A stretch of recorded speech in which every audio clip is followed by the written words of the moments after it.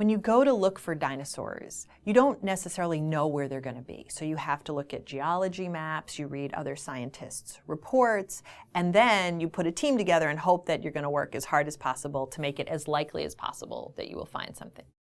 The discovery of Deltadromeus did not have a very hopeful beginning. I was with a small team in Morocco in 1995, and we were waking up every single day and working as hard as we could to find dinosaurs. So we'd wake up, we'd pick a point on the map, we would drive there, we'd get out in the morning, we'd hike our butts off for 2 hours or 3 hours, come back together. What did you find? Not much. I found a tooth, I found a fragment.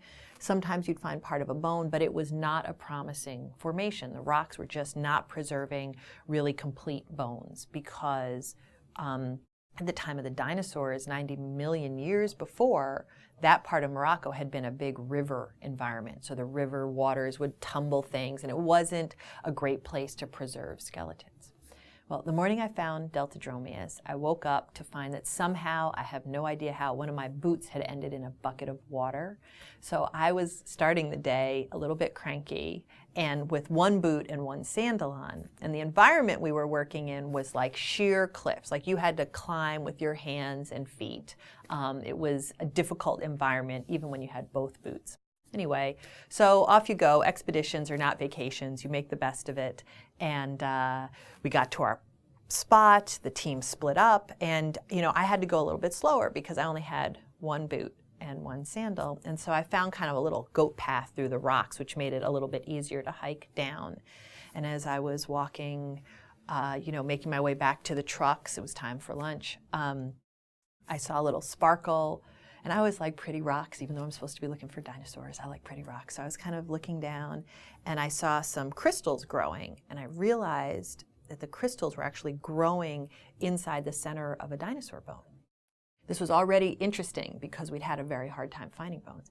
And then as I kind of stood up straight, I realized there was a little glitter here and a little glitter there, and that in fact I was looking at a lot of bone eroding out, and these crystals had grown in all of these bones. Well, you know, I kind of lost track of time, and so I was trying to make sense of what was here and how much was it, and where did the bone begin and where did it stop, and trying to follow it up to the source to see if there was more there.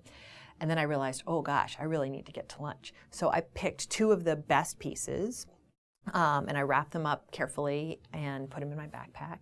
And then I kind of climbed to the peak of the cliff that I was on, and I looked down and I could see the trucks and I could see the team, and they were running back and forth and they were yelling, "Gabe, Gabe, where are you?"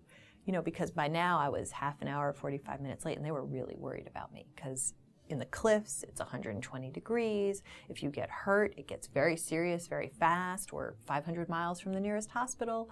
So of course, they were really worried about me. And so I saw them and I was like, "I'm here, I'm okay." And you know, I'm kind of making my way down with my stupid like sandal boot situation. And I get down to the bottom and they're all mad. And of course, I just have to say for the record, I was the only woman on that trip. And when they were late, nobody got upset. But of course, if I'm late, now it's a big issue. So the double standard didn't go over well. But I felt bad that they were worried. And I said, well, you know, I found some bones up there, but let's just forget about it. We don't need to go up. You know, I just was feeling bad that they were so worried and that they were mad. And, you know, and I was like, well, let me just show you what I found. So I showed them the 2 bones, and oh my goodness, they fit together. And there was a complete toe bone of the dinosaur Deltadromeus. And they were like, "Where did you get these?" I was like, "Well, there's a lot more up there." And they're like, "We have to go back up there." So we ate lunch and we went back up there, and there was a lot of bone there. And as we worked on it over the next 4 or 5 days, that discovery ended up being Deltadromeus, the delta runner, the river runner of Morocco.